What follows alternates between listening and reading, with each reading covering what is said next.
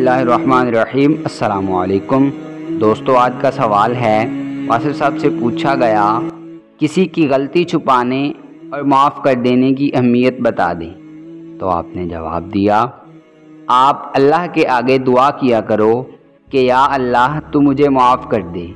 जिस दिन आपको मुआफ़ी की इत्तला आई तो आप उसके पास जाओगे और कहोगे कि मैंने आपको माफ़ किया, आप मुझे माफ़ कर दो, तो ऐसा अंदाज़ हो जाएगा। किस्मत वाले कहते हैं, दरवेश लोग कहते हैं कि जिस दिन मुझे इस बात का पता चला तो फिर मैं ढूंढता रह गया कि कोई ऐसा बंदा हो जिस पर मैं कभी खफा था।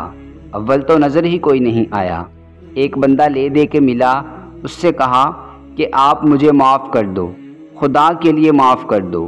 माफ़ कर दिया, मतलब ये कि उसका हक़ अदा कर दिया। माफ़ी लेने वाले माफ़ी देकर जाएंगे, माफ़ी देकर जाओगे तो माफ़ी ले लोगे।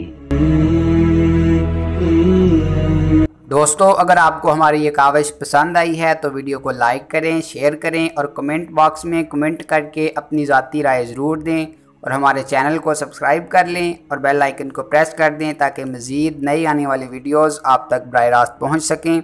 मिलते हैं नेक्स्ट वीडियो में, तब तक के लिए अपना और अपने अपनों का खूब ख्याल रखिएगा। अल्लाह निगहबान।